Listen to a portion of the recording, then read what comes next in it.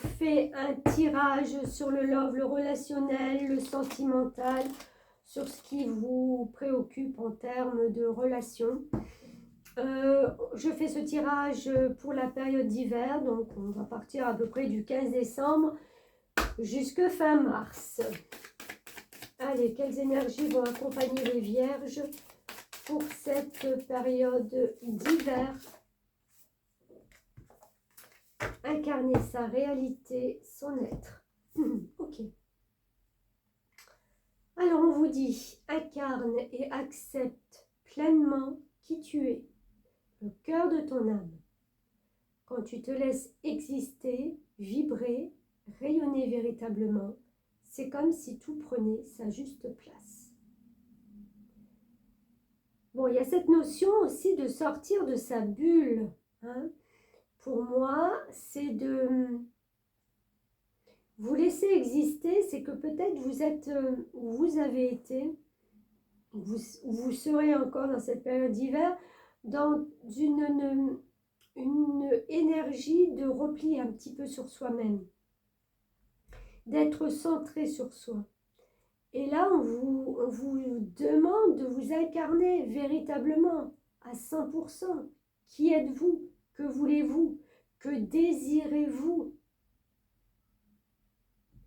Verbalisez, dites, montrez, rayonnez, vibrez.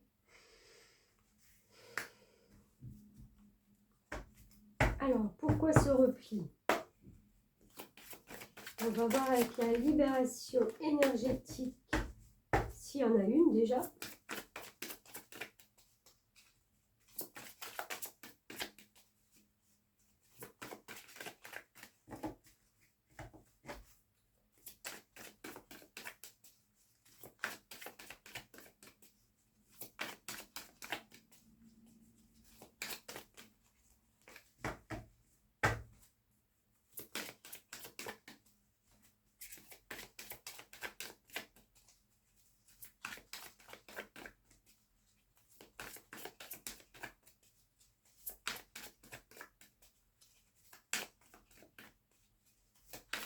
Alors, pour les vierges,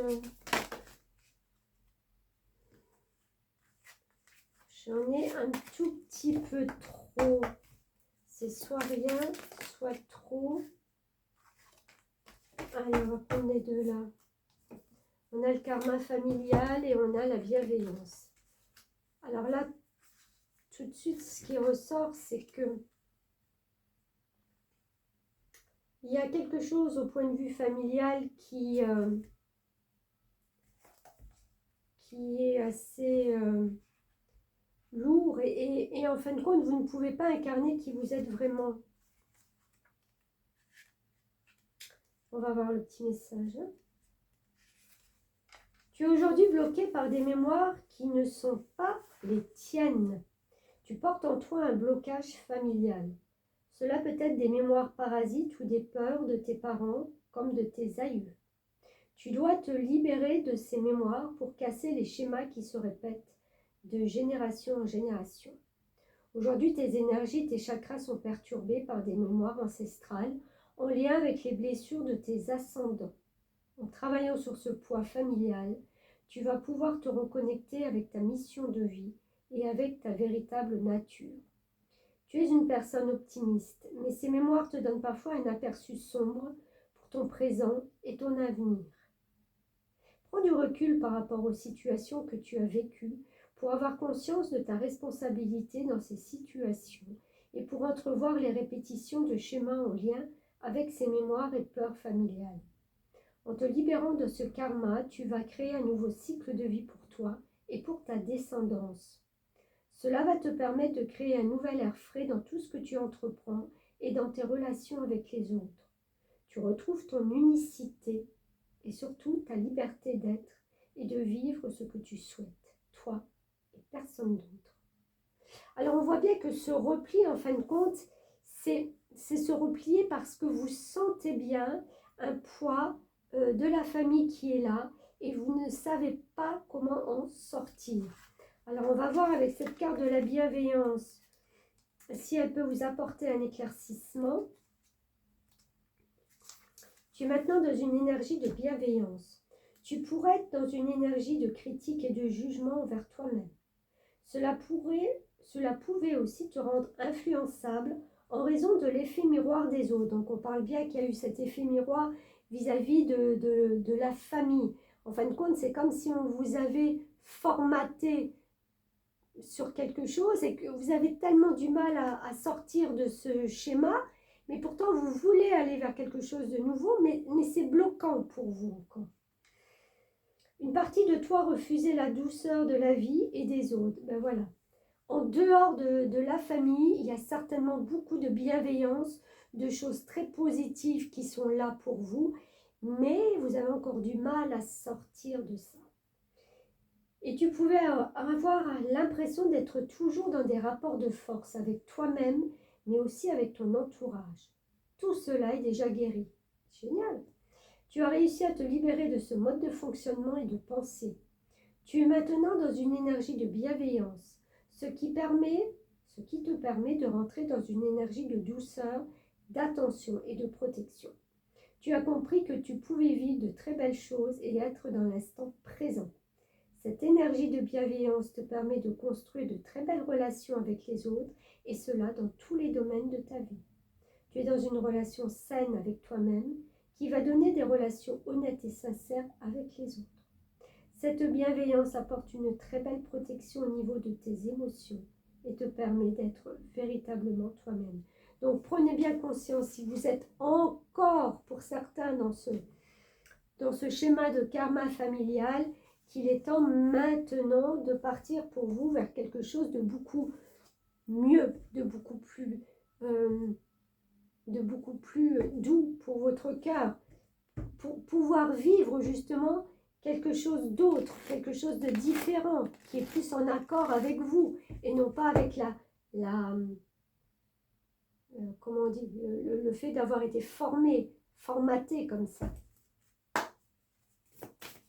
Il y a une différence, hein, vous savez, entre ce que les parents nous inculquent et ce qu'on est vraiment. En général, ils nous donnent leur bagage, ils nous donnent ce que eux ont reçu de leurs parents.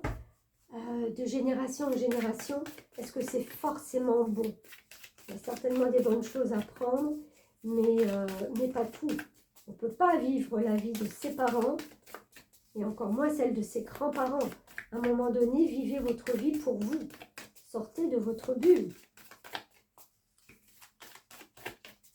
Dites-vous que si ça a été comme ça jusqu'à présent, c'est parce que c'était peut-être nécessaire à votre construction, mais maintenant apportez-vous de la bienveillance. Osez.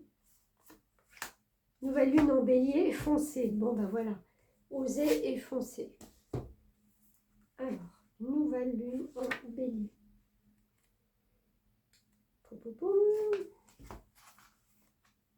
Bonne nouvelle, les opportunités foisonnent et votre perspective est positive. Franchissez les portes qui s'ouvrent à vous. Vous avez toutes les raisons de penser que vous créez ce que vous voulez, même si vous avez l'impression d'être encore très loin du but. Continuez et soyez courageux.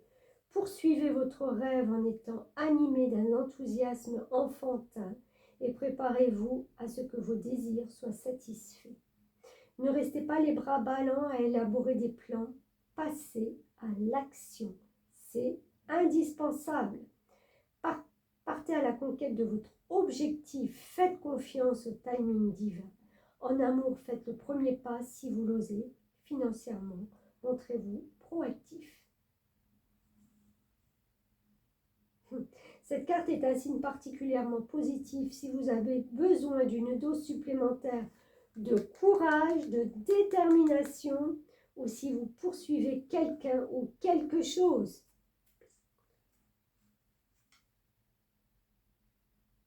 C'est très bien. Je suis sur la bonne voie, bientôt je pourrai.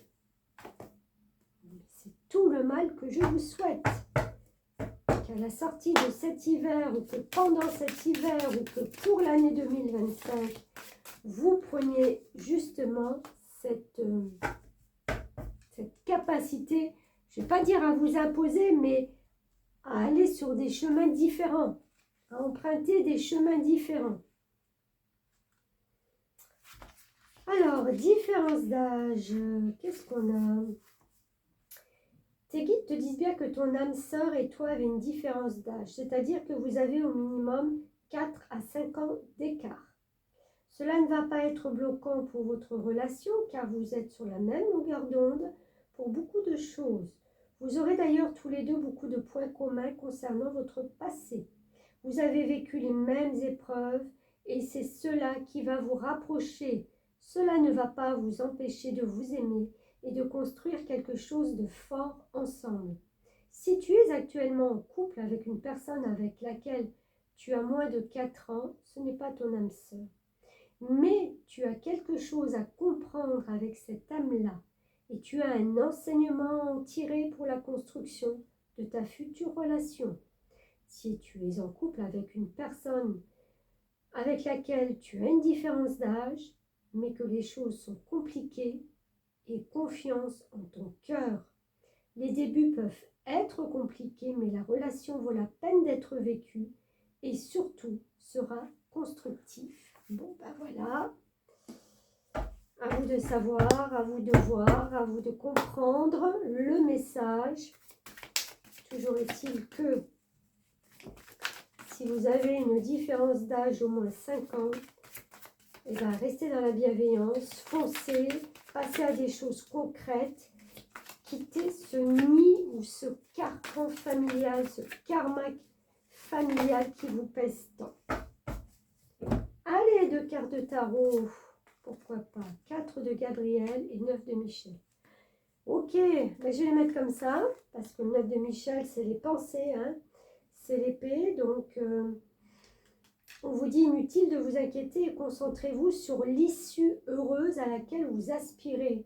Si vous voulez quelque chose de bien, d'heureux dans votre vie, de positif, concentrez-vous plutôt sur cela, plutôt de qu'est-ce qui va clocher, à qui je vais faire du mal, à qui je vais décevoir, vous voyez tout ça. On s'en fout. Demandez aux archanges de vous libérer de tout regret, culpabilité ou inquiétude. Voilà. Et on a le 4 de Gabriel qui, lui, c'est une carte de bâton de construction. Après l'effort, le réconfort. Vous récoltez les fruits de votre travail. Débarrassez-vous des situations qui vous accablent. Donc on voit bien qu'on parle de situations avec ce karma familial qui n'est plus bon pour vous. Il va falloir vraiment vous libérer, sortir de votre bulle pour construire votre vie. Et vous avez tout en main là pour la fin de cette période d'hiver, je pense, pour vraiment marcher sur un nouveau chemin avec quelqu'un. Voilà, tout est dit. Je vous souhaite de très belles fêtes, je vous souhaite de passer un bon cap 2025 et merci beaucoup, à très bientôt, merci.